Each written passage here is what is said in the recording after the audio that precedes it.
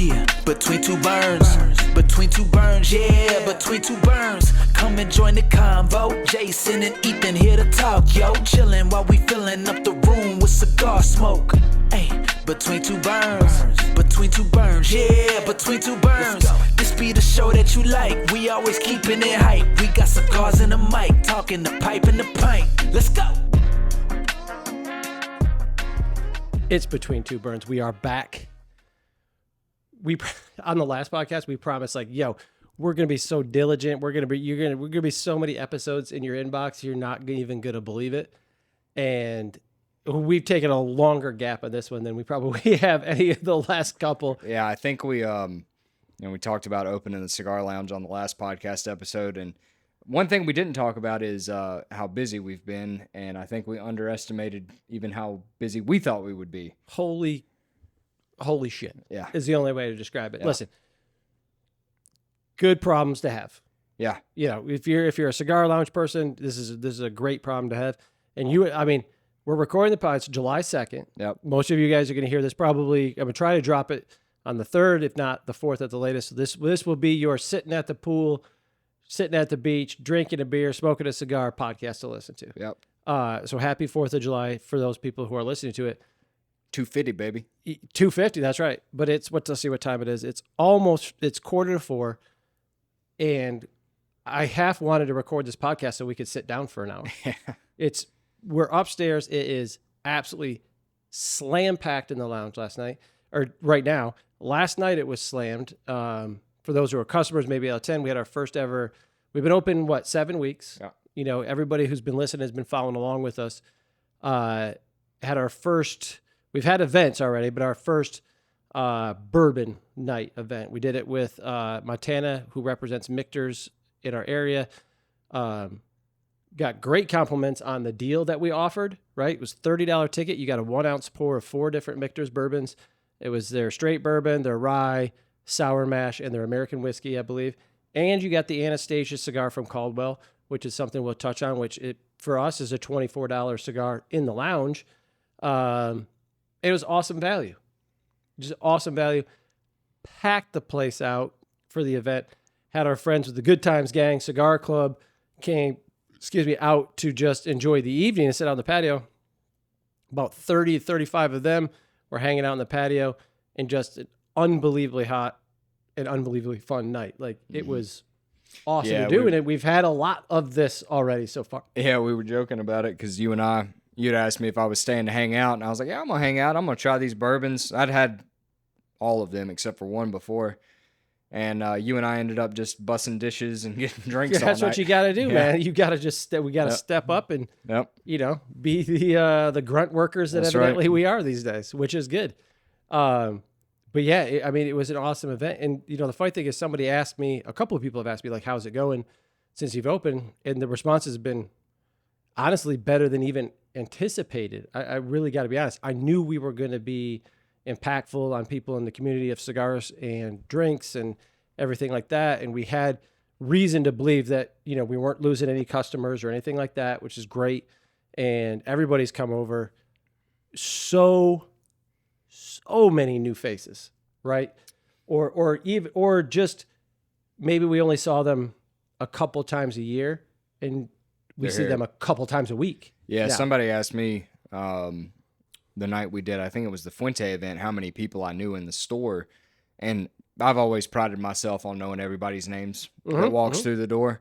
I knew like 3 people that were here.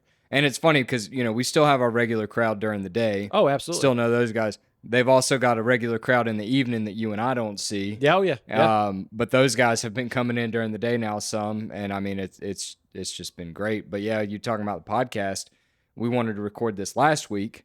Yeah. Got busy. We were going to record it Tuesday. Got busy. Then we were going to record it yesterday. Could not have done that. Wasn't happening, and then it was questionable whether or not we were going to get to do it today. Because listen, it's Thursday. Like you said, it's 3:45, and there's people sitting at the bar and in the front smoking, which we avoid at all costs, but we have no choice. We want to accommodate everybody we can. Obviously, when you're listening to this, especially if it doesn't kind of matter where you're listening to this, if you're somewhere in the United States, it is hot everywhere, but specifically on the East Coast, it is an absolute heat dome is what they're calling it. Like, it's close to 100 today. It's supposed to be 100 Saturday, I think. Mm-hmm. And for those of you who live in the Southeast, know there's 100, and then there's 100 with humidity. And that's what makes you feel like you just stepped out of the shower at all times, basically. But it's been great. But, what I was going to say is I've had a couple people ask me how it's going. It's going great. Historically, the dead heat of the summer is not our slowest time. I think with a lot of retail businesses, right after the holidays come slow because you've run through holiday shopping and everything like that. But behind that, as far as slow time, is right in the dead heat of the dog days of summer. Right now, right up kind of at, we always have a 4th of July bump. You have people coming in for the holiday or people buying things to go out of town. But that kind of few weeks leading up to 4th of July and the few weeks after kind of and then into early August has a tendency to be, for the regular stores outside of our beach store, a little bit of a slower time because smoking outside calms down a little bit because it's so hot. It's so hot right now. God love the folks that hung out on the patio last night. Now, the nice thing is in the evening, the patio ends up being shaded, which is some reprieve from the sun. But if you're just at home and you don't have a cool place to go, it's hard to enjoy a cigar sitting out in this heat. I do not smoke cigars outside at home this time of year. No. And no. I'm thankful for every person that does because I can smoke a cigar when it's cold. I can't smoke a cigar when it's hot because the nicotine hits harder. It just feels like it's sticking to you. You're sweating. I'd gladly go out in 42 degrees if it's sunny out with no wind or something like that and smoke a cigar with a jacket on and like that. No problem. Like, short of going out in your drawers, which is still not going to help. You're going to go outside smoking a cigar. So we've had some reprieve on the patio because these get shaded, but, we now have a place, though, I think that people realize, hey, it's 100 degrees outside, but I can go inside. The AC is working overtime. Real hard. You know what I mean? Like, the HVAC guys listen to it, the kind of the adage is AC is only good, I think, up to 20 degrees. I think based on the outside temperature is what you can reduce to.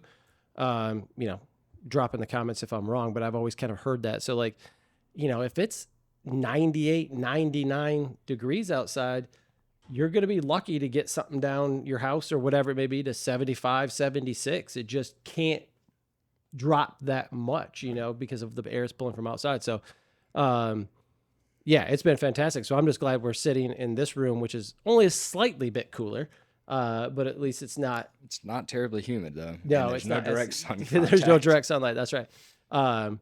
And our getting there podcast studio. We got a sign. We've got some artwork up. We got our sign that's got to get put up in the middle. I think we're going to try to light it up. I did break it the other day. So may have to get us another one. We have the first of 2 personalized bobbleheads. So I've got my Oh, I hadn't seen that yet. There it is, right there. Shout out to my mom who got it for me for my birthday. I'll zoom in on it on the That's camera. Hilarious. That is you're like Carlito now, man. A pretty decent likeness to me, but I'm going to task her with where she got that to get one for you so it can sit right there. So sick. So we can have our Between Two Burns bobbleheads. We'll get you one. Got to sign up. We got some artwork up. We're getting curtains and getting the lighting correct and stuff like that. So it's a work in progress, but it looks cool now. I like it. Now we've got it set up. We literally just popped up here and this is ready to go and everything like that. So, and hopefully we're going to start seeing some people that are coming through that we can start doing some interviews with and everything like that would be a lot of fun, but it's getting there. Yeah. I like it a lot. So, we're kind of telling you how everything's going, but I think the highlight of today's podcast, we want to talk a little bit about, we've had an influx of new stuff. We've talked about it in the past. We're coming off the trade show. Things kind of leak in gradually over the year. Some things are coming later in the year. But we've had an influx of a lot of new stuff that I want to go over, kind of introduce people to. And they're making the review circuit, right? They're getting out. They're getting in the hands of the guys at Half Wheel or Aficionado, whoever it is. And there's been some ups and downs for some of these things that we want to talk about. And I think you kind of raised the question, hey, let's talk about a little bit what makes a great cigar. and not necessarily an overall great cigar, but what makes a great cigar for us, for you and I, and what that looks like for each individual person, because different strokes for different folks, right? You smoke much more full cigars and enjoy more full cigars than I do. Yep. I'm a medium cigar person. I've smoked more mild stuff over the last year, probably gotten really Connecticut heavy just because I've been really enjoying those. But it's like I said, different strokes, different folks, or different folks, different strokes. And we kind of want to touch on what we look for in a cigar. But I do want to run through some of the new stuff that we've seen before we kind of get into that. We're start with what you're smoking? Yeah. I've been told about 10 times to smoke it. We don't carry Avo specifically deep in all the stores. A couple of stores do. We've kind of explored bringing a little bit of it in. It's obviously a brand that a lot of people know. You're going to have to fill me in for it because I've just lit it. It's great on the light.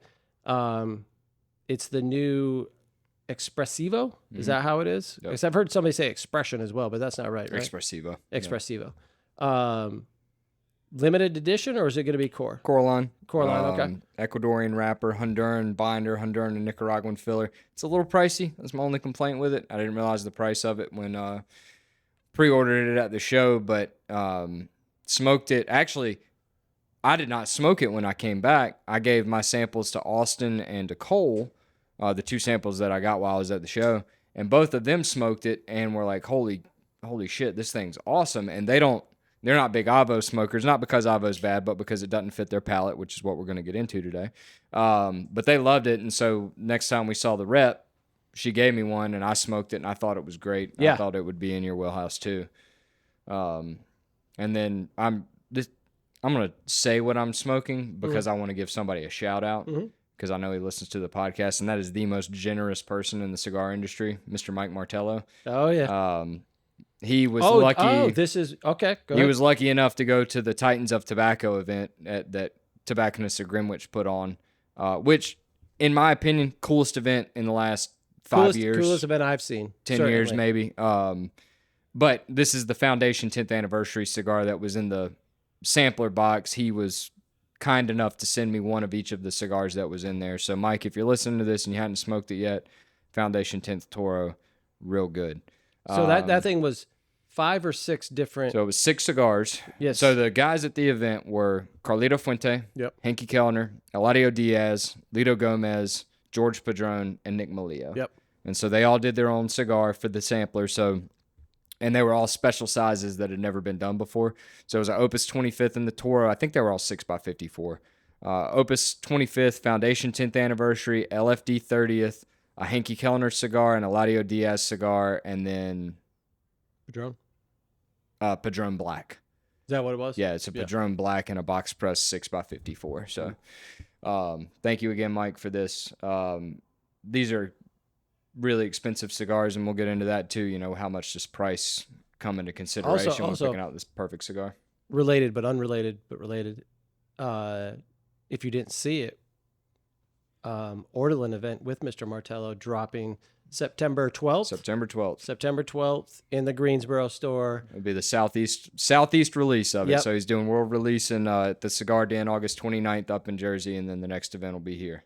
Gonna be sick. Can't wait. Can't wait. I can't wait for people to have this cigar because you and I have talked about it. Like, this was not us blowing smoke on a person that we like. Like, it is so good. Now, the interesting thing is, I don't know if you've seen it. There's Mike has kind of reposted these things to his Instagram, the Martello Cigars one. He's got it in the hands of some other people. Yeah, I know. Who, are having Unicorns Yep. cigars. Yeah, it's like a podcast as well. Or Yeah, something they do like that. a monthly cigar thing. Mhm. They bought some. He's also, I want you to buy the jar from us, but if you can't wait, I don't know if there's any left. El Titan de Bronze was selling some on their website for him. Oh, really? Yeah, I don't even know if there's any left. It was a very small amount.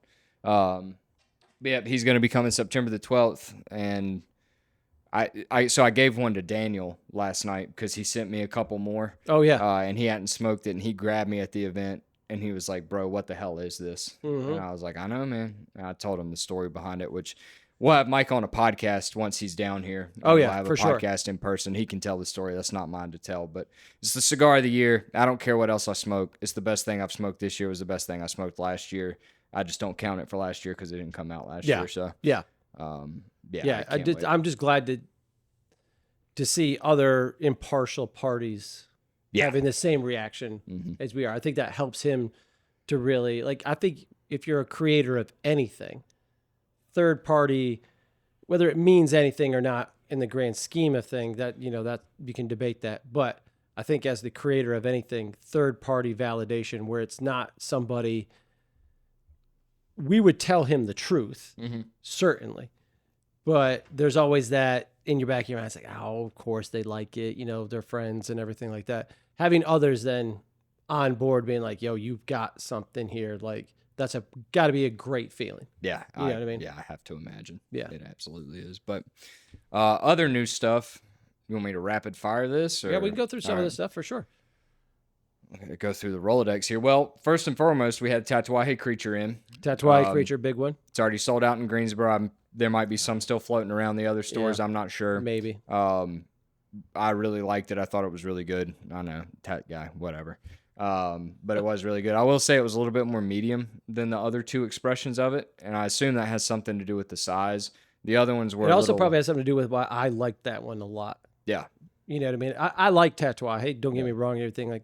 But I really enjoyed this creature because I think it was a little bit more toned down than maybe some other releases of Monster stuff has been. Yep.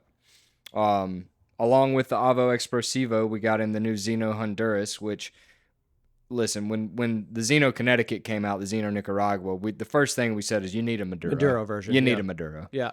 And now they've got it, and it's selling just as well as the Connecticut does. That cigar is awesome for the money. This is a compliment. Simple, straightforward, good price. Yep. Good cigar. Consistent. All those things together equates sales. If you could put something in somebody's hand that the price point is right, it's not a bunch of goofiness. It's it's what, 4 sizes, 3 sizes, 4 sizes? I think it's just 3. I don't think they did a Gordo yet. I think it's just half grown, a Robusto, and Toro. Yep. I'm sure they will have a Gordo at some point in time of it, but straightforward, nice packaging, simple packaging, doesn't take up a bunch of space on the shelf. The box is bright, so it stands out, and it's just really good. And this one is Honduras compared to the other one, which is a Nicaraguan. Yep. Yeah. But another example of really good things coming out of Honduras. Honduras not always been my favorite, but man, it's really converted me with some of the things that we have gotten. Yep. New Rocky Patel Sapphire. Have you smoked it? I haven't had a chance to smoke it. I haven't had a chance to smoke it either. Another good packaging from them. Yeah. They knock it out of the park with packaging. They just do. San Andreas wrapper, Nicaraguan, Honduran bonder, and filler. Feedback from it at the show was that it was really good. I smoked the Year of the Horse at the show instead of the Hat Sapphire, which I actually really liked. But we did get that in. My father, we got in semi-new, back in the humidor. They've redone the 100 Años. The 100 Años. Which is one of the best cigars, in my opinion, they've made in the last 5 years or so. Proprietary wrapper leaf on that. It's the I don't know if it's a tweaked Le Bijou blend or not, but that wrapper leaf that they got on there is awesome. The cigar is phenomenal. And then we got the MAM back in. Flor de las Antillas MAM back in, which if you're a long-time listener of the podcast, you've heard us talk about that. But if not, it's a specific size for the mid-Atlantic market of Flor de las Antillas. It's a 6x48 round Toro. I'll be the first person to tell you, I'm not the biggest fan of Flor de las Antillas. For whatever reason, that size is unbelievable. I'm very mid on Flor de las Antillas as a regular cigar as well. Evidently nothing is different about it. You smoked the new one? Yeah. Still good? Still rocking? On. Yep. Still spot on. It's just great. And I don't know if it's some sort of placebo, because I don't personally smoke much box press stuff. It's not my favorite. I don't just a personal preference thing. So I don't know if it's a placebo thing because it's not box press and I'm like, oh, this is so much better. I haven't done a side by side, to be honest with you. So, I could do that. I really, really like it. Now it's interesting, I'm going to make fun of a person who I don't know her name and never saw her or met her, but said something to you that, was not willing enough to listen to what you were saying to understand that we are not in Greenville, South Carolina. We are in Greensboro, North Carolina, and it told you when you said that you had it. Yeah. Well, that's not really the Mid-Atlantic market. Well, Greensboro, North Carolina, very much in the Mid-Atlantic. Very much. Greenville, South Carolina, nice place. Yeah. Not the place that we live in. Yeah. It's a good 3.5 hours from us going straight south. So, but shout out to, I'm sure she doesn't listen. So, but maybe just next time do better. I'm not gonna say anything. And then, not new cigar, but new in the humidor. We brought a Luzione back in. Luzione's back in. And West Tampa. Did we have that the last time we did this podcast? So even some of the other stuff, I think, since we last time, like West Tampa. Got the Chef Rick in as well. Chef Rick is great. I know. You've been smoking the hell out of that thing. Love that. I don't know anything about what it is or what it's undisclosed. I think they said it was a Habano wrapper, but I assume Nicaragua. I love undisclosed because then I don't have to. That's all I got to say when somebody asks about it. I just know it's good. I haven't since we got them in. I haven't smoked devil crab. I've had devil crab. It's good when we had it. I'm not a big pig style roll. Is how I would describe that. Listen, if you like a pig, the feral flying pig from Drew Estate. Or bacon, I don't know. The devil crab is exactly what you're looking for. It's strong, it's aggressive, it's full flavored, it's full bodied. Mm-hmm. It was a little much when I smoked it, just because I didn't know what to expect. I figured it would be a little strong. It was very aggressive pepper. I kind of got to be in the mood for that. Yeah. But I didn't knock it for it. Like it is what it is, and if that's your thing, I get why people love it. Yeah. Where do you fall on the pig shape and I hate style? it. I think it's stupid. Got it. Thank you. Perfect. There's literally no response to that. I appreciate the straightforwardness. We also got La Leotard back in, which I'm not sure that we've talked about. We've talked about it being released, but I don't know that we've talked about it on the pod since having it as a new cigar. Yeah, because we got it sold out in a day and didn't get it back for a month and a half. Which is the new Honduran from my father. Yep. And I apologize if we're repeating this, but you may have missed it last time anyway, which was their new release at the trade show. Again, another Honduran to kind of back up last year's hit, which is the Blue, My Father Blue, which is their first Honduran out there. I enjoy La Leotard. I think it's very good. I like Blue better personally. In what I've said a couple times that people have asked about it, I feel like if that La Leotard had come out first, okay, it had come out before the Blue, I think when you smoked it, you would have been very much like, oh yeah, okay, this is a Honduran My Father. It gives off far more My Father as a overall, if you were kind of to lump them into one big pile, the vibe that you get from most of the My Father cigars comes through in a Honduras way with La Leotard, where the Blue didn't or doesn't, in my opinion, in my personal opinion. It feels very much as an outlier in a great way. Mm-hmm. The same way that the Legacy last year for Perdomo felt like an outlier to the brand a little bit in a very positive way. The Blue very much to me feels like that. Like the La Leotard hits with a bit more spice and the vibe that you would get from a typical My Father than the Blue does. I will say too, from a sales standpoint, at least at this location, and I mean Greensboro, not as Pipe and Pint overall, I feel like the customer likes the Blue more.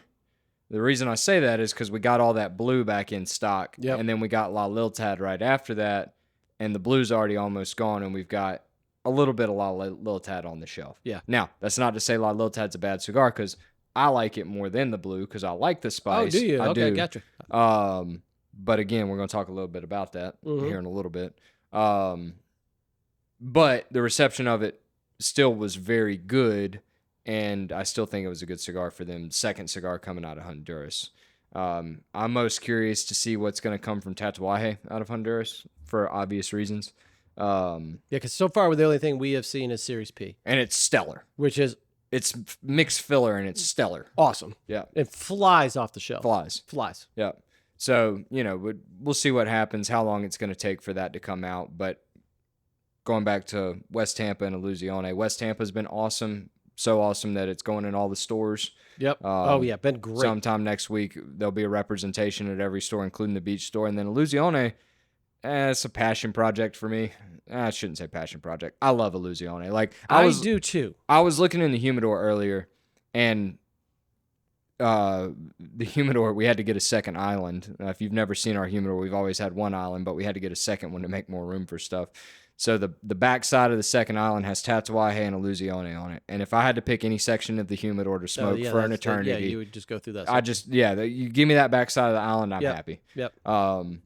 Illusione, in my opinion, Dion has the best palate in the industry. And unfortunately, I don't know, he doesn't seem to care. What they don't have is the best. Marketing is probably a more generalized term than maybe I'm thinking. It just, you know how they say like he's your comedian's favorite comedian, right? There'll be a guy that a lot of people have never heard of and they don't see on TV or doing shows or whatever. And you'll have 10 of your favorite comedians who are like, this guy's so funny. This guy is so funny. I feel like Illusione is your favorite cigar maker's favorite cigar. It's kind of like one of those ways comparison. One of those ways of putting it, right? Like if you know, and they kind of leave it at that. Yep. And I will say the new rebranding looks awesome. They did a very good job with that. I liked, from the cigar geekiness and the weird side of things, the whole 88 CG4 888, but nobody understood what core line was and everything. So now they've got the core line of there is a bit more brand definition now. Ultra, Corojo, Habano, Maduro, and then there's also the Candela, which we didn't bring in. And then he's got all the other stuff too. Epernay Tunella. He still does the Halt 10, Group of 5, One Off Black and 10, all that other stuff. But we brought the core line back in because we used to carry it and it did really well. And then it kind of lost favor, but now with the rebranding and everything, they seem to be pushing it again, and it's selling. I wasn't expecting it to come out at a fast clip, but the guys that have smoked it before know what it is. They're excited it's back in here, and I personally love it, and I like selling things that I love, so I'm happy to have it back. Yeah, for sure. Again, another new one, new to us since probably last pod. It's Caldwell in the humidor. Yeah. God, which has been listen, I'm going to get from some people like backlash, like I was against Caldwell, which was not the case. It just before we moved here, it just didn't have a place in the humidor. Right. It just really didn't. Now with some expanded room and some good flow and a way to properly merchandise it, it does have room. Now, did the guys at Caldwell, you know who you are, Franklin Kleckner, wear me down over time with great offers and deals? Yes. Did it work? Yes. Is it selling? Yes. Okay. So that last part's the big part right there. That part's the big part, baby. I like it a lot. I enjoy it. I'm going to be honest with you. I did not think it was going to do as well as it's doing. I didn't either. I thought it would sell over time. We sold out so fast. Yep. And that's great. I was wrong. I'll admit it. Like I genuinely did not think that there was like a legitimate place for a significant size facing of it in the humidor, and I was wrong. I was just wrong. Yeah, I like their packaging. It's also another kind of straightforward kind of thing. Like here's them and these are boxes. It works really good. And it, as part of the company that it is part of now, has really good support and backing, which I think is, when we talk about what makes a great cigar, from my perspective as a, owner of shops where we're putting this stuff, is critically important. Because we have seen this with a company that you just talked about, where we bring something in we like, and then we sell it, and then we want more of it, and then there is no more of it. And or it's not coming for a period of time, and we're behind on this and we're behind on that. Listen, back orders and all that happen. That's not a knock on that. But the support, the infrastructure, the logistics they have now to get it out to the masses, far more improved than it was before. Mm-hmm. Yeah, marketing as well. I've met Robert Caldwell a few times. I like Robert Caldwell as a person. He did not do himself any favors when he was the brand owner. You got the infamous booth that he left with trash all over it that was just a table, right, at PCA that he got a bad rap for. Him being involved with the company is still a good thing, but them handling the front facing of all of it was much needed. Yep. I'm glad we brought him in. I think it's selling really well. Customers seem to really like it. And the biggest thing, and we've talked about this before, we can sell any cigar once. Whether or not the customer likes it determines whether or not they're going to come back and buy it again, right? And it's been proven with Caldwell, people coming back and buying. Yeah, how it's presented to them by us, and, in that how we can present it goes to a lot about the support that we get from behind it. You know what I mean? Like, when we're selling things, we want to be able to continue to sell things. Right.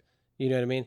There are limited editions that we like dropping, but we're not going to be able to keep the lights on and make payroll by just, selling Opus in limited editions. There's just not enough of it. That's what makes it limited. It's the same thing in the bourbon world, right? We talk about that all the time. You know what Buffalo Trace's #1 selling product is? Fireball. You know how you get your Stag Junior and your Pappy? Because they sell Fireball. That's right. Right? I mean, don't get me wrong. I love Buffalo Trace. They make great bourbon, but that's what pays the really bills. Love Fireball. You know who really likes Fireball? Who? David Gillette. Does he really? Hey, he was the one that wanted us to get it in here. I swear. Oh my God! I might just get a bottle of Fireball in here just for him to be able to drink it and see if he legitimately likes Fireball. Yeah, say take shots of it out on the golf course. We've been dealing shots. That is something that I guess I knew. Yeah, okay, somebody at some point in time and stuff like that. I mean, we sold. We poured 22 shots at last shots time. to a one group last night. I'm like, goodness gracious. But yeah, I think that's the rundown of all the new stuff. There are one or two other new things coming, but we're at capacity. Yeah, we're at capacity. We've got capacity. Stuff. I think there'll be more Tatuaje new things. Yeah. We know that. That's the Rocky release.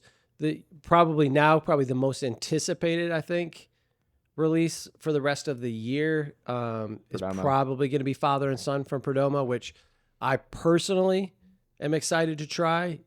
I smoked it. You smoked it. We'll save your opinion on that for when it comes through. I love Legacy. Mm-hmm. So be very interested to see the vibe of it, personally comes out when it gets here.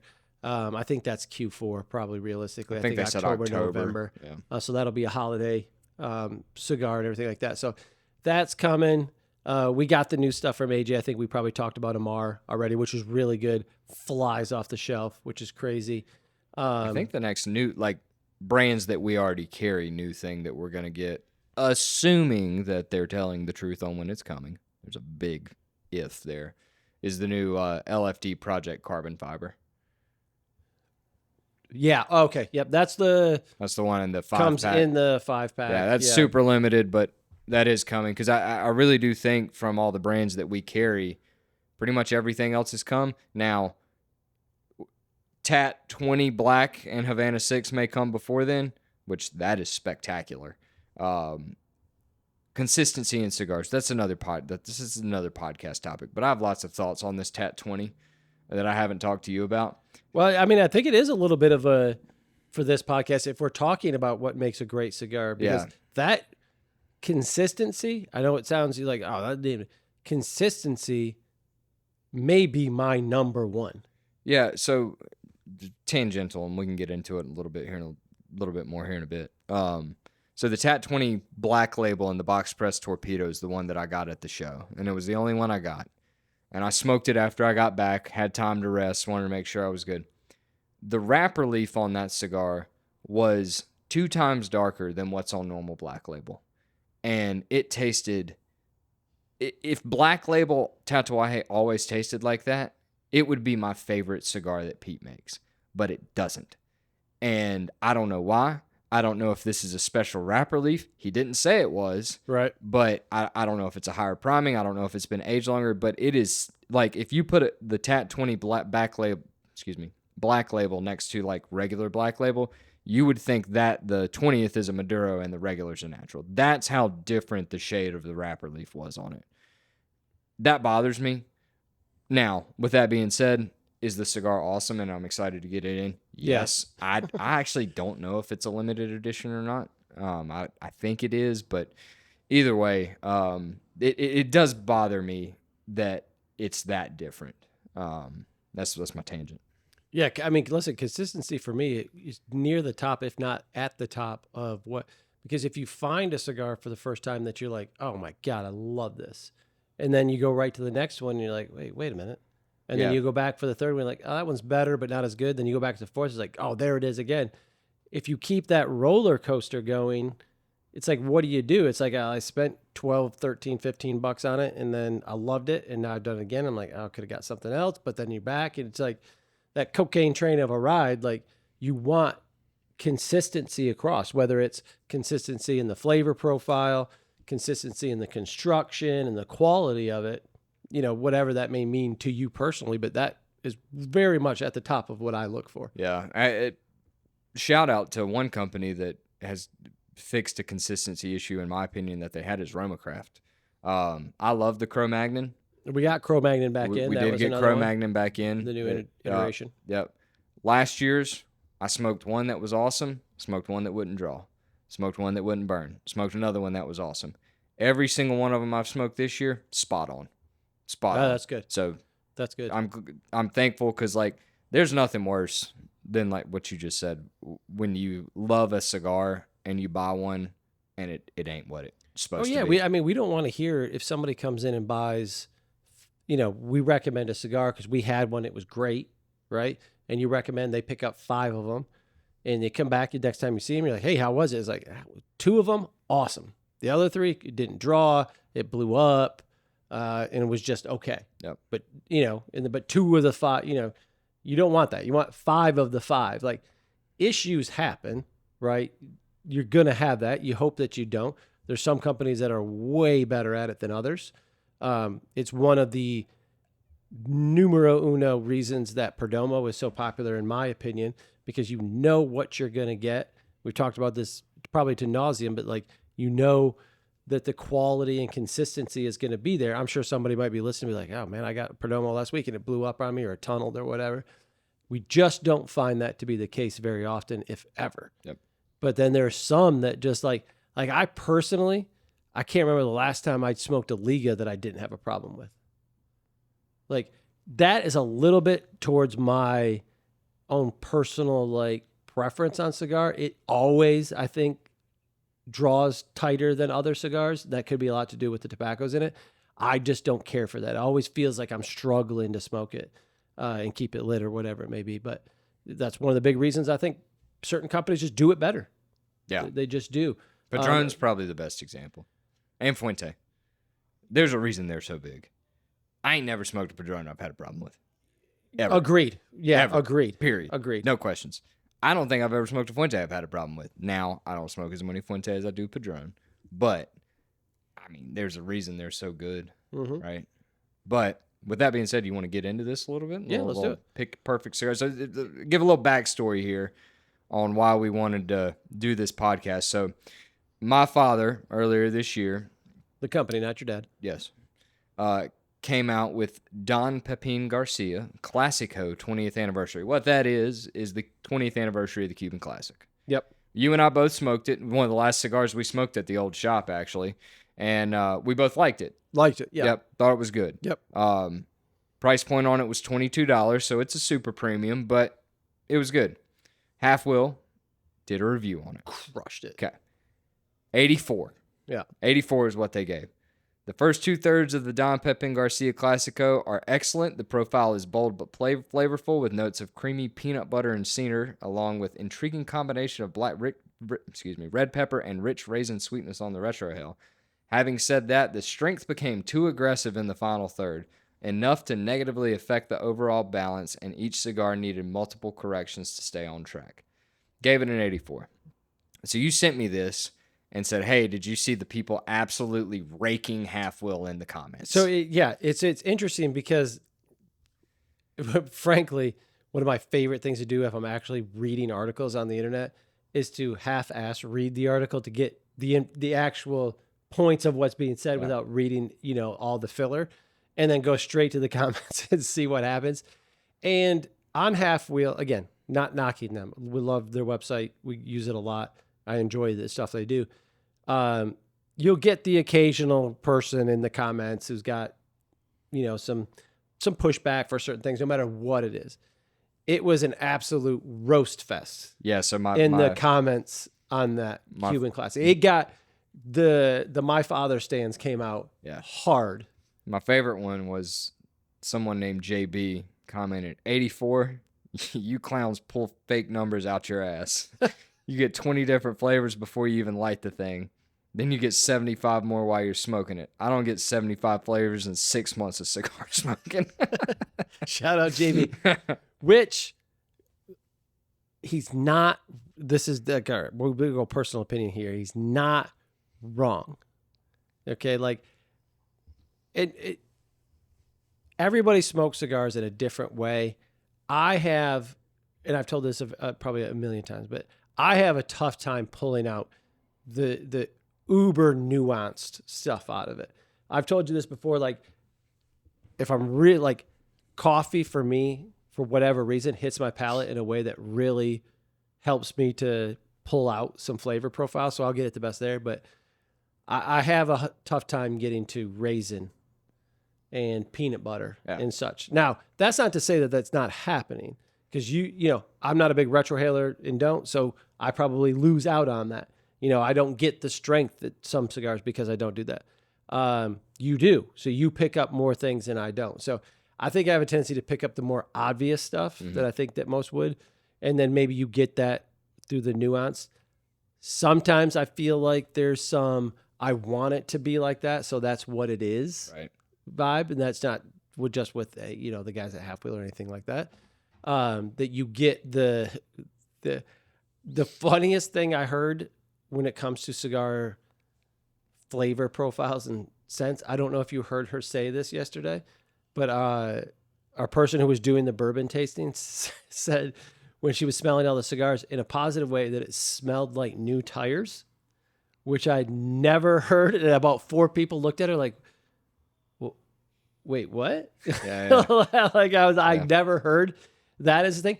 And that probably just goes to individual, like what you pick up, what your different things that you, inherently pick up out of, whether it's smell, taste, or whatever it is. But I was like, new tire. Okay. So, I get geeky about cigars. You get geeky about it. Yeah.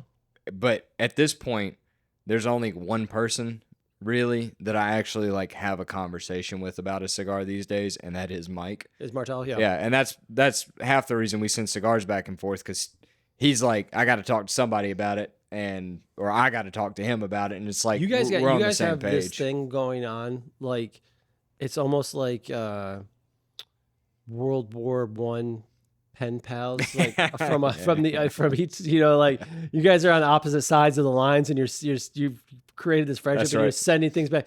Dear Michael, I found this great cigar.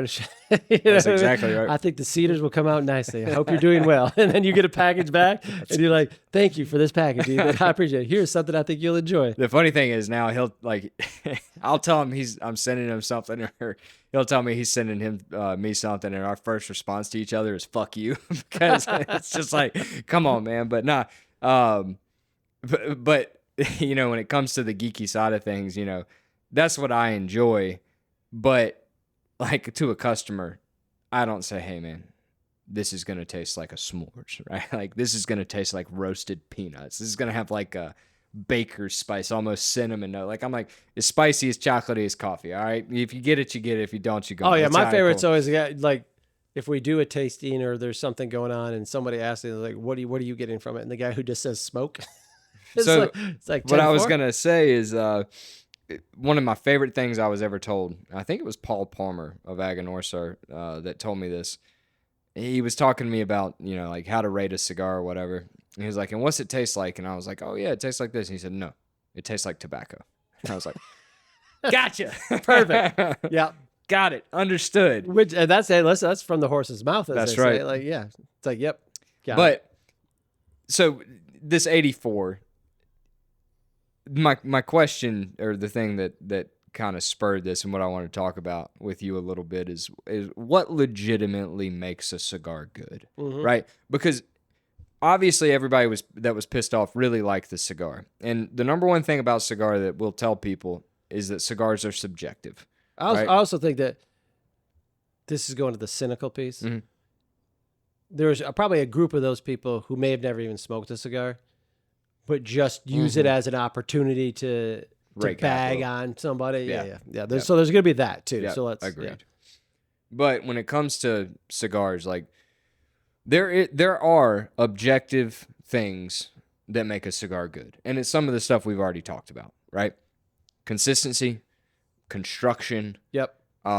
Those are probably the biggest two things, with construction being the biggest. If a cigar don't draw, if a cigar don't burn, if a cigar is not humidified properly, it ain't a good cigar, right? Yeah, just it can't be. It can't. No, it can't be. And I'll give Half Wheel the credit again, not bagging on them here, but they will smoke more than one, because you do need to smoke more than one to get the real feel of something. Because you could roll the dice and have, just by sake of bad luck, get one that has an issue. So they take those steps when they're doing it.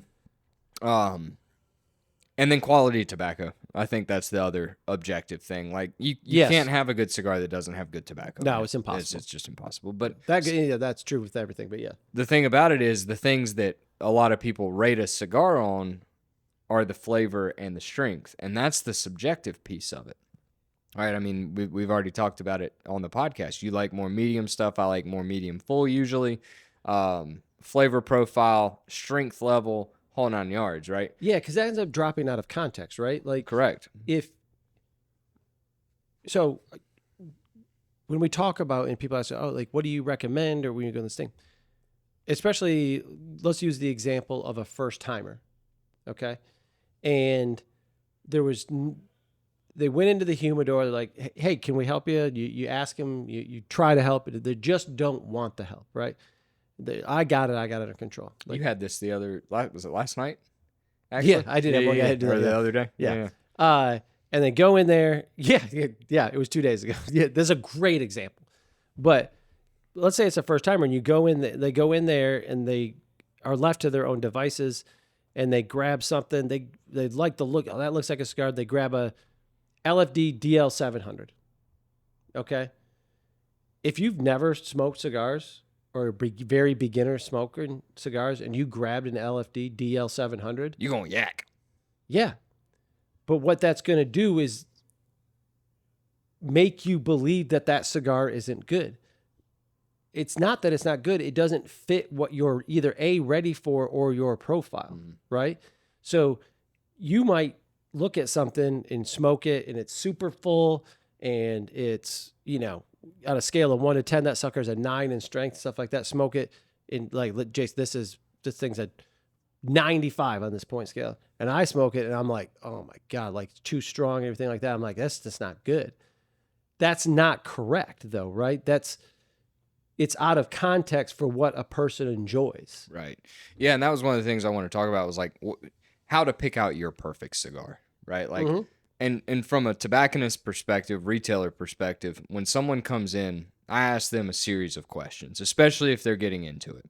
And that series of questions involves things like, what's your price point, right?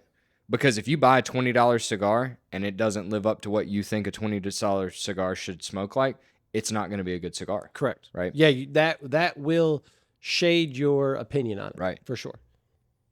What kind of flavor profile do you like? And usually when it's starting out, it's, hey, do you want something more traditional or sweet? Or if it's someone who says, hey, I've been smoking cigars for a little bit, I want something a little bit more medium. A lot of times the next question I'll ask is, hey, give me some stuff that you've smoked that you've liked. Yeah. Because I know the cigars, and so I know what they can compare to, but it's a very important question, because I want you to like what I recommend. And so if I have a good frame of reference of, hey, you smoke this and like it, then hey, I've got a good idea now.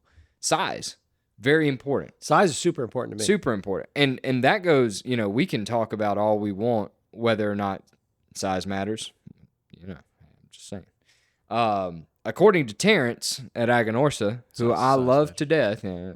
Torito. Yes. It's a joke.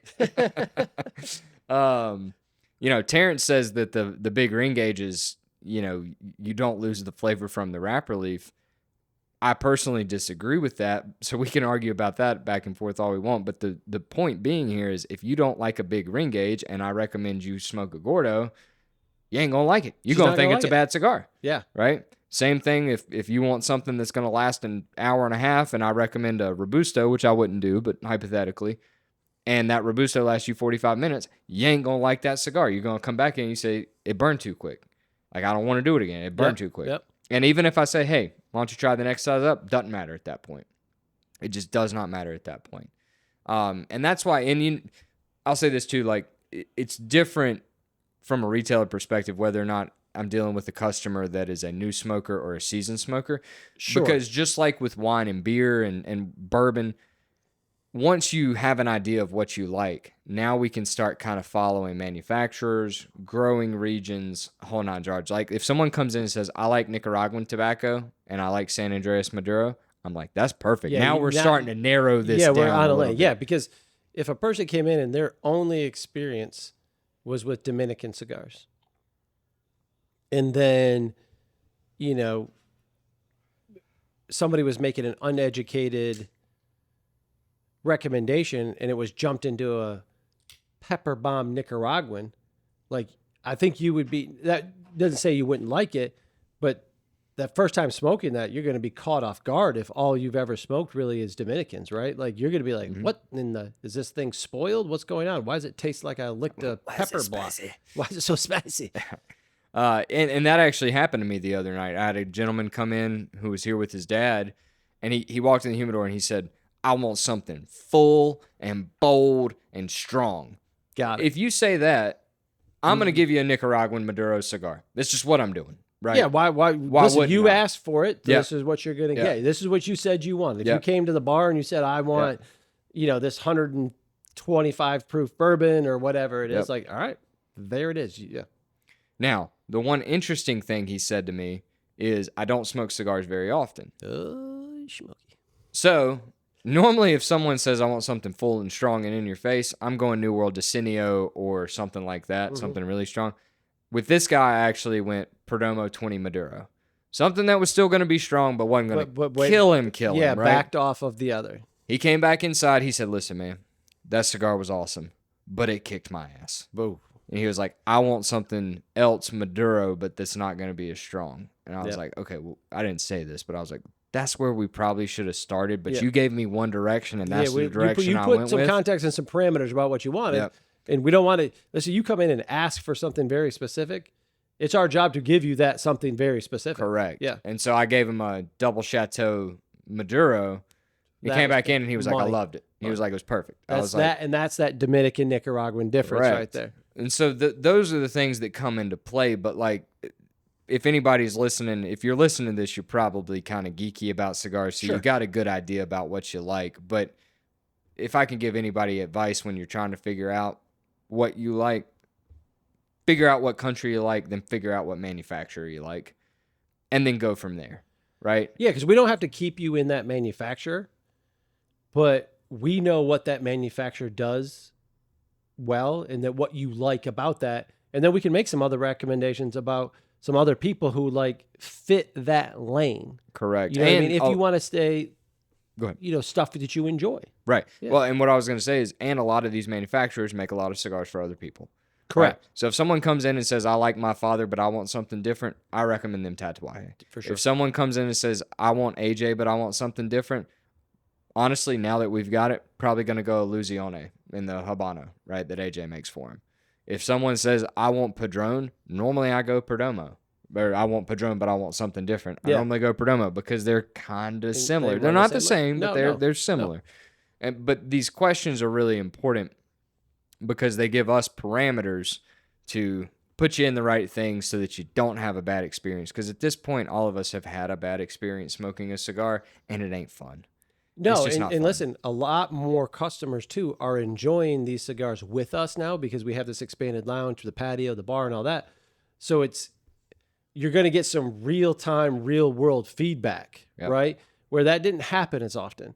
Because like if somebody takes it home, smokes it, they didn't enjoy it, and then some time passes, they're probably not going to be as salty coming back with how it is, right?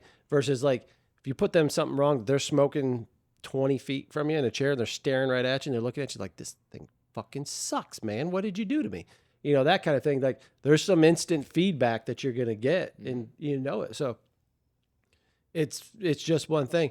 The one that I always, you see now, it's because it's a brand that we carry heavily that still, in my opinion, is gaining traction as a brand of their own, but makes a lot for a lot of people that things are enjoyed, is Aganorsa. Mm-hmm. And you're like, oh, I really like this. What just so happens that this company makes that. And there's a handful of other brands that we have that's the case for Aganorsa specifically. You know what I mean? Like, yeah. Well, and that, you know, this goes back to brand knowledge. And this isn't something I ever expect a customer to have, but something I think is important that we have. I had a conversation one time with the old Aganorsa rep about why people don't gravitate towards Aganorsa's more mild cigars. And I was like, well, all of Aganorsa's more mild cigars are still medium. Yeah. Aganorsa is known to have really strong tobacco. Yep. So, but that goes back into the recommendation and finding the perfect cigar. Because if someone comes in and says, hey, I'm just getting started, as much as I like, and I know you like the JFR Connecticut, yep, I'm not recommending that to them because it's probably going to be too strong, even though it is a Connecticut wrapper. Not you know, the JFR Connecticut, or really actually any Aganorsa Connecticut, to be honest with you, is not the Connecticut Smokers Connecticut, if that makes sense. It's a Connecticut more for the person who's a step or two above, but wants to something a little bit more mellow in that timing, or is, you know, working their way up out of what we would call traditional Connecticut's. I've had a love affair for the last year and a half, probably, if not a little bit longer, with the newer Nicaraguan Connecticut's. That's not to hate on Dominican Connecticut's. You just won't find me smoking those. Like, that's too mild even for me. But is that a super popular, super selling cigar? 100%. That's where a lot of people who, there can be a natural evolution from flavored sometimes into then like, oh, I want something traditional. All right. Then it's probably Dominican Connecticut. Then you get into more medium Dominicans. That's like, I want to try something with some spice. Okay, now we're going on the other side of the humidor into some Nicaraguan stuff. But I've had this affinity for these really good new age, let's call them Connecticut's, that I think a lot of companies have explored over the last year and a half that we've seen that have just been, you know, and I think I had gone away from, this is not a new cigar, but I had gone away from and then got back to the Hoya Connecticut and how much I really, really like that cigar. But if you smoke Dominican Connecticut's or very mild Connecticut's and then you had that one, you would be like, holy cow, like, you know what I mean? And it's not full by any stretch, but it's far more full than a Connecticut that you would probably experience on the otherwise. And there's just been this new age wave of these kind of experimentation with these, because I think it was a very, I don't want to say forgotten, but it was a very much like, okay, we've got it, let's move on to some other things, and then it has been revisited. I love Legacy Connecticut, right? Like that is just in the wheelhouse of what I really enjoy. That's another great example of like, if someone's starting out, I'm not recommending that to them. No, I'm going champagne. 100%. For sure. Because that Legacy Connecticut, that is you said, that's a medium two to three notches above of what a champagne is on the scale. Because I'm with you. The Legacy Connecticut is quickly, if not my favorite, quickly becoming, or if not already my favorite, medium-bodied Nicaraguan Connecticut that we carry. Yeah. But again, that's coming from someone that likes something that has a little bit more body and strength to it, but wants the flavor profile that a Connecticut wrapper has to offer. Yeah. But that's piece unique. Like, yep. You know, it's this whole thing. But yeah, like you said, like that is a couple steps above. But that goes to the knowing what lane the person fits in and what makes a great cigar for that person, right? Yeah, and kind of getting back to these reviews and everything, you know, we always talk about Half Wheel because personally, love them or hate them, Half Wheel is the most consistent grading blog out there, for lack of better words. Once you kind of read a couple reviews. I trust and appreciate their reviews and their scoring system more than anybody else's. Yep. But that's why their consensus list is so great when it comes to top 25, because why do they have to do a consensus list? Because everybody's got a different favorite. Yeah. Right? Yep. Now, there is normally a consensus on what cigar was the best that came out last year. And that was My Father Blue, which is interesting because My Father Blue did not make Half Wheel's top 25 last year. But guess what? It was number one on the consensus. That's the subject. That was the biggest shocker of last year, by the way. I don't disagree. But that's the subjectivity of it. Like, everybody likes different stuff, and so you're probably going to rate, actually you are just going to rate stuff different than what I do or what you do. Yeah. And that's just how life is. But, you know, when it comes to these cigars and picking out the perfect cigar and what is the perfect cigar, most of it is subjective. And that was the biggest thing I wanted to touch on today, because we hadn't had a real cigar-centric podcast in a long time, but it's really been a point of, I don't know what the word I want to use is. It's just been a point of focus here recently for me. Oh yeah, yeah. Listen, for me, I wanted to hit, and I'd love to hear kind of like your top. They're going to be overlappings. Consistency is near the top, and obviously, I'm going to put consistency with quality control, near the top. I personally want medium, generally speaking. If we're putting the sucker, easiest thing to do is a scale of 1 to 10. I'm going to stick between 4 and 6, right? 4 probably the most mild I want to go on a consistent level. 6 probably the highest. Do I smoke more full things than that? Yeah, absolutely. But what I consistently want to be in is going to be there. Nicaraguan for me, 9 times out of 10. We've really enjoyed some Hondurans though, like we've said. And then there's some goofy things that make cigars, and that what makes the cigar community in our lounge. The environment for which you enjoy the cigar can wildly change your perception of the cigar. I meant to say that earlier. I'm going to pause you right there. Take it. You can smoke one cigar with your friends, guys' weekend, girls' night, whatever, where you're in a great environment, the weather's beautiful, you got a great cocktail, you're laughing, you're having fun, and you got that a couple is the bourbons best in you. Yep. You're shooting the shit with your buddies. You're talking sports. Yep. You're gonna come away from that cigar like, golly, that was just about the best thing I could have done. Yep. And if it's in the opposite, you can smoke that exact same cigar in a terrible mood, just awful day at work. You'll leave half of it in the ashtray and storm out. Mm-hmm. Yep, environment and it matters. Can be the same cigar. Yep, environment and matters more than people realize. Because I mean, that's a home court advantage, home field advantage we do have here. Is usually people are here hanging out, talking, having a good time. That's right. And so we don't necessarily have to worry about that. We've kind of got that upper hand when it comes to them enjoying their cigars. 100%. Because if you're, like I said, if you're having a bad day or whatever and you smoke a cigar, there's a chance that even if you have to touch it up one time, it's going to piss you off more than it normally would. And now that cigar is bad. Yep. But if you're here and you come in a bad mood, but you sit down, and our guys give you a drink, you have a nice cocktail, bourbon, beer, whatever it is, cigar, you sit down, somebody else sits down, you carrying out a conversation, we've got the TVs going, now you're watching the soccer game or golf or whatever it is, and everything kind of fades away on, and then you're just like, all right. And then now we're coming out to you like, hey, can I get you another drink? How's the cigar? Not being overbearing and over your shoulder or anything like that. Now you're in this like, all right, like, I'm really enjoying this. Yeah. You know what I mean? Yeah. Yeah. And, one other thing I want to touch on, and I love what these guys do, so this isn't a knock on them, but I've noticed Creekside, those guys, they've been doing a lot of videos of like top 5 Maduro cigars in the humidor. Yeah. Top 5. They've been heavy on the content stuff, which I appreciate, but a little bit can come off as a little, Yeah. One thing I will say about those kind of videos is use them as recommendations, not as gospel. Yeah. Right? Yep. Because, again, like top 5 Maduro cigars in the humidor. What are your top 5 Maduro cigars in the humidor? Not that you smoke a lot of Maduro. I'm just... give me top 3. Do we consider My Father Blues a Maduro? Yeah. Yeah. Yeah, that would be one. Tabernacle, and probably... probably just like a core Padron Maduro. So mine would be Padron Exclusivo, Cro-Magnon, and either Tabernacle or Decenio, right? Yeah. I don't smoke Cro-Magnon. I need to because you guys love it so much.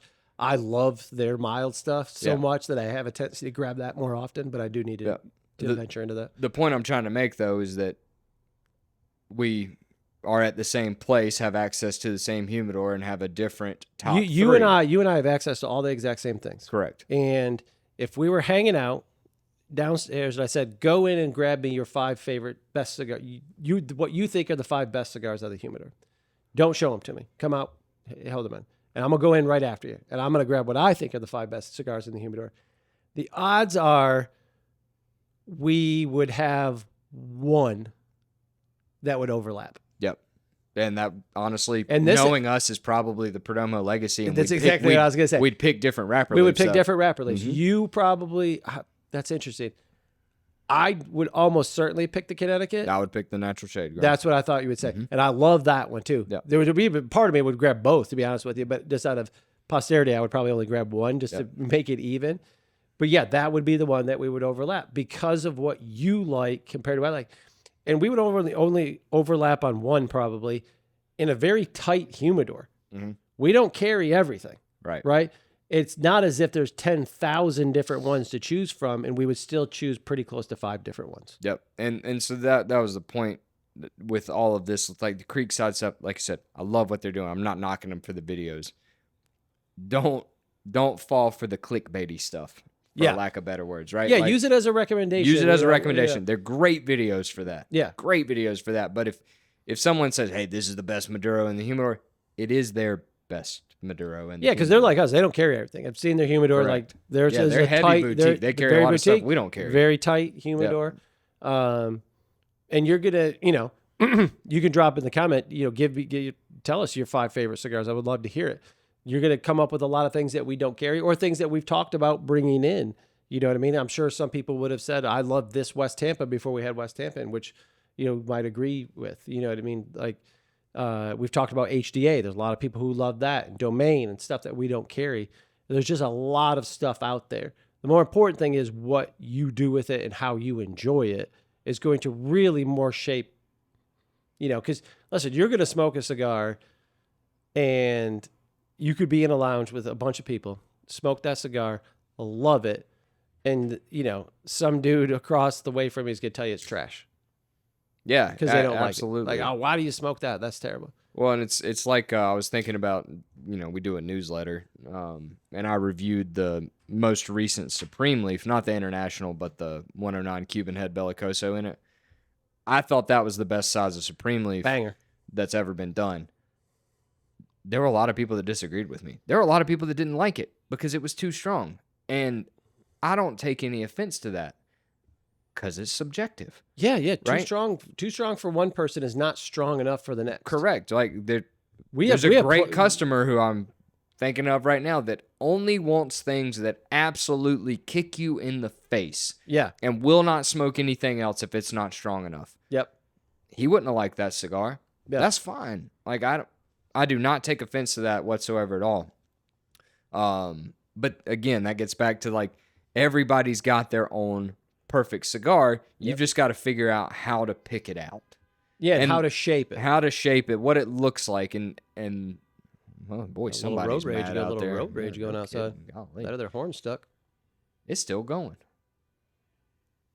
No, there it goes. Yeah, a little road rage. Anyways, but yeah, I mean, it's very important. So the one last thing I want to talk about, because Mike and I had this conversation the other day when we were talking a little bit about ortolan and like the process of blending a cigar. And I feel like I know your answer, but if you had to blend your perfect cigar, what would it look like? Oh, geez. It would be Nicaraguan, certainly. Wouldn't necessarily have to be a Nicaraguan Puro, but predominantly Nicaraguan. Connecticut to Habano wrapper. Strength level in that 5 range. Touch of spice to it, but mildly more creamy to it would be the way, yeah, that would be kind of where I would go. What about you? So it was interesting because he was getting into like the ortolan blending process. Yours is going to have a broadleaf wrapper on, almost certainly. Yes or no? I'm going to get there. I have a funny idea I want to share with you on the podcast. Interesting. All right. And he was talking about the different things you can do with the blend, how you can bring different flavors out. I'm not going to get into all that. That's his story to tell in the podcast we'll have with him. But the question he asked me is, when you first light up the cigar, what is it that you want the person that is smoking it to get? Do you want refinement? Do you want strength? Do you want pepper? And the way he equated it was, do you want it to be a symphony or do you want it to be a 70s rock song? And I said, if I was blending a cigar, I'd want it to be Stairway to Heaven. Something that starts out slow and builds. Okay, so that's, for me personally, I'm going to let you go, but I'll say this because you asked me first, but I like when a cigar builds to what it ultimately wants to be versus what it hits you up front. Yep. So I've smoked a lot of cigars that I like that will hit the spice a little bit really quick, but it falls, but then kind of like, it hits you like, almost like when you, this is going to sound ridiculous, but it's like, when you have to have a Coke. Yep. And like the first bite of the Coke hits hard, you're just like, but then you just kind of slow sip the Coke the rest of the way.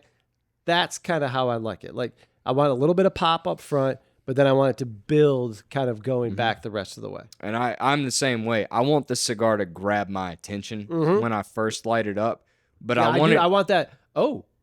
But initially. I want it correct, but I want it to keep my attention. Yeah, I don't want it. I don't want this thing to I don't want what I first got to be the best of the cigar. Mm-hmm. So for me, the longest time, I always said Corojo because that's what I love. The thing about Corojo is there's a lot of Corojo cigars out there. Yeah. That's why, yes, it probably would be broadleaf, and this is going to be me sounding geeky again. But if I did a broadleaf cigar, I wouldn't want it to just be earth and spice and cocoa and coffee. I'd want it to be like a meal, right? Like one of my favorite cigars of all time is the Tatuaje TAA 50th, which David Gillette was kind enough to give me one today. Yep. It's meaty like a steak is, but then it's creamy like the sauce or mashed potatoes would be, and then it finishes with this rich chocolate that like is the dessert. Like it's like a meal, like a full meal. Yep. That's what I would want my cigar to be like.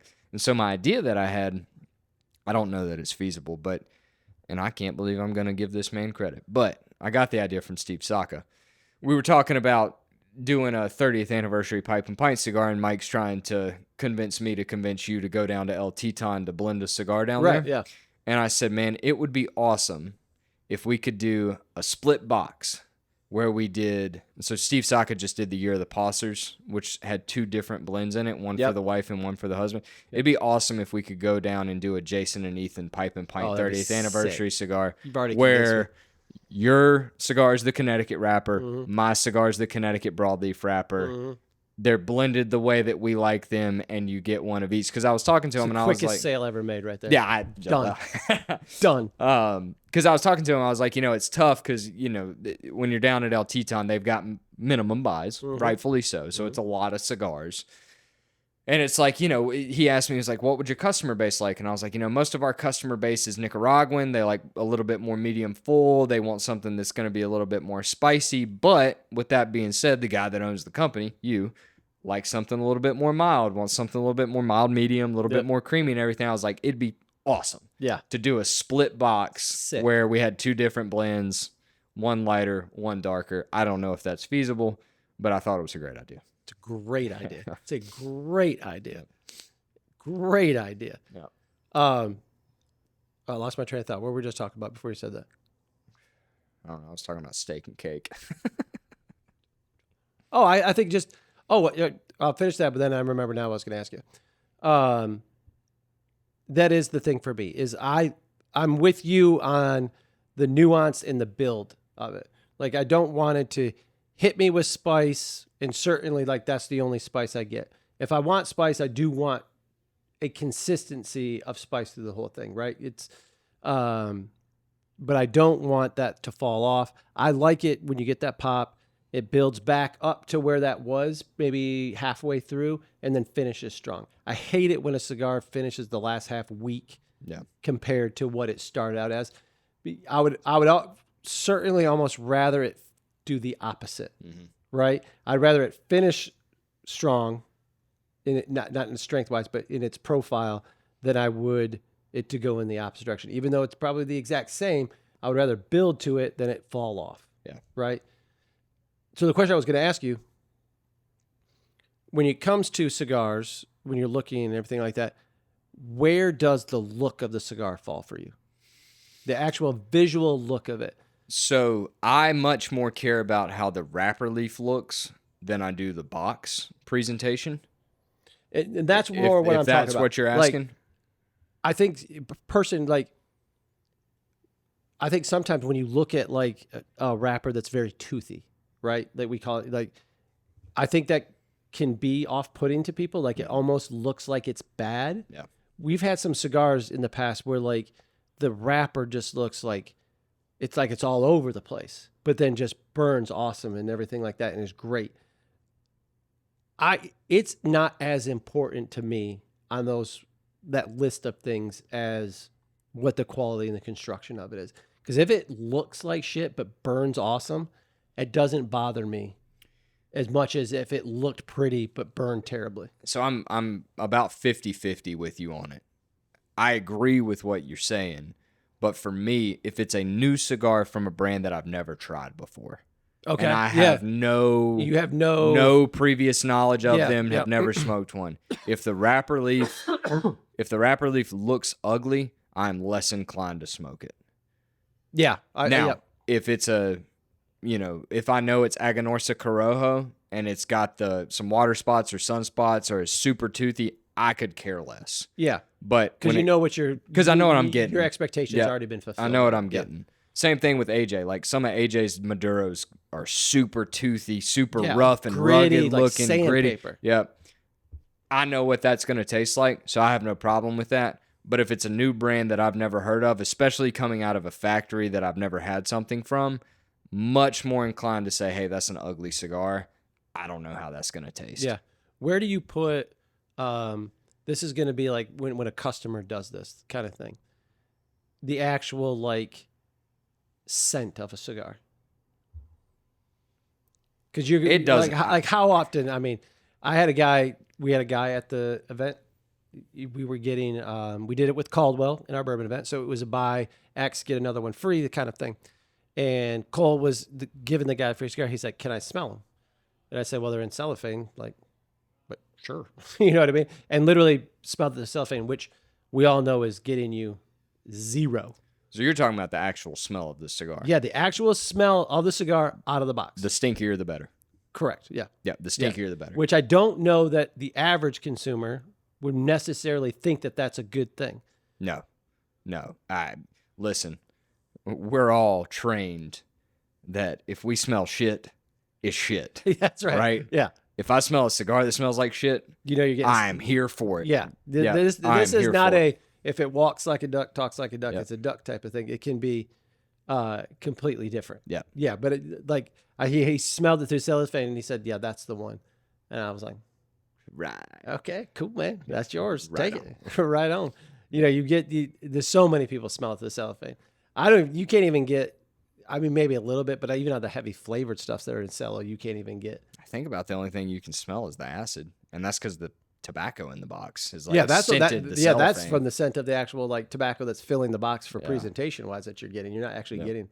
Yeah, so I just found that very funny when he's like, yeah, I'll take it. I was like, all right, cool, man. Right on. Smells like petroleum product is what you're getting there. Right. But, but hey, if that's what you're looking for, that's what you're looking for. Yeah. Good trip down the lane here. I like it. Mm-hmm. You know, that's what we try to do, and it's not going to be perfect every time. We may get you into something that we think is going to be good with all your recommendations. You may not enjoy it. But that is cigars, right? There's something in there. If you're a cigar person, there's something in there for everybody.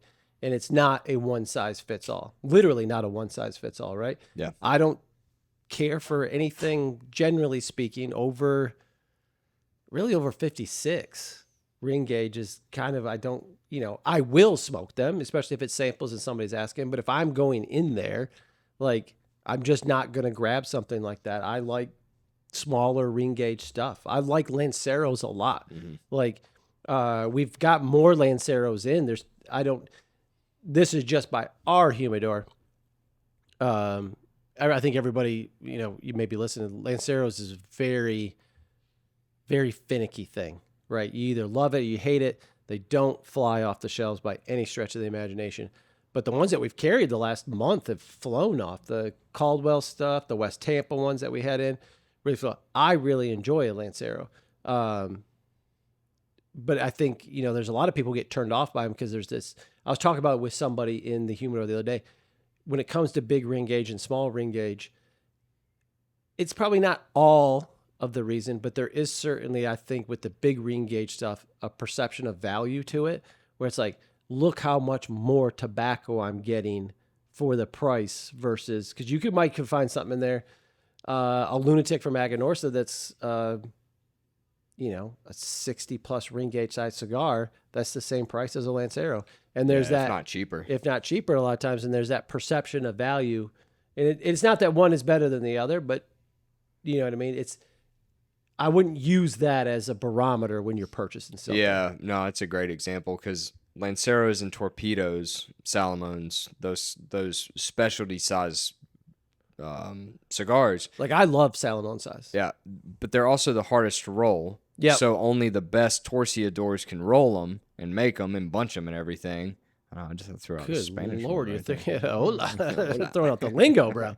Good night. I was not, where are my notes? I was not prepared for that. What does that mean? Banana in Spanish? I'm not even sure. Yeah, so only the best rollers can make them, which means that there's not many of them out there, and the production on them is lower, and they don't get as big of a yield on them, so they're more expensive. Yep. But your average consumer doesn't know that. Yeah, and then there's just the popularity of them, so it's just there's not a priority on rolling them when they know that, like, these boxes are not flying off a retailer's shelves, so we got to prioritize what actually gets rolled. Yep. So, great pod. Happy 4th of July to everybody when you hear this. We promise the next one there will not be a huge lag. We've got the studio set up now. We can just pop up here. We've had a busy couple of days. Lay off. All right. Give us a stop break. Yelling at us. Stop yelling at me. We're doing a lot, man. We're doing a lot. We've got successes, we've got problems, we've got issues, we got great stuff. It's going good.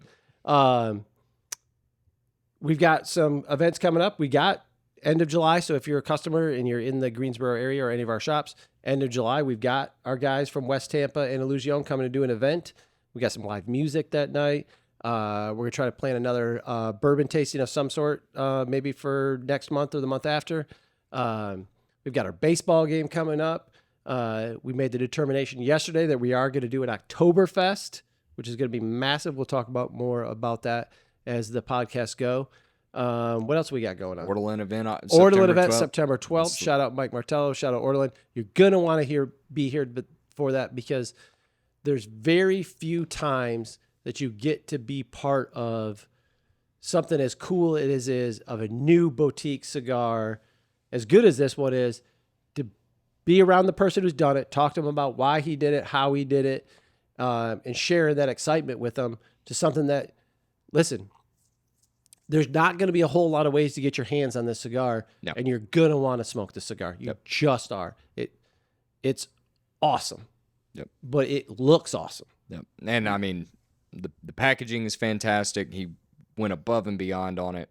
And he's doing it, listen, and this is not somebody who's throwing a band on something that came off the end of the line or something like that. He's taking the steps to do something cool, unique, new, and doing it with some of the best people in the business with LT Time. Like, they're known for knowing what they're doing. Like, they're no joke, right? Yeah, like, I mean, for listeners, I can't wait to have him on the podcast. He's going to be here in person from September the 9th through the 12th. So one day before the event, we're going to have him on the podcast and let him tell his story. Yep. Tell the story of Ortolan, kind of give some history because there's some significance to the name and what he wanted to do. And again, it goes back to your perfect cigar, right? Like, he went in with an idea of what he wanted to do, and that's what came out. And it's unbelievable, but again, it's his story, and I'm excited for him to tell it. Yeah, we're super excited. We've been talking about it for so long. We've had a lot of people since we posted about it.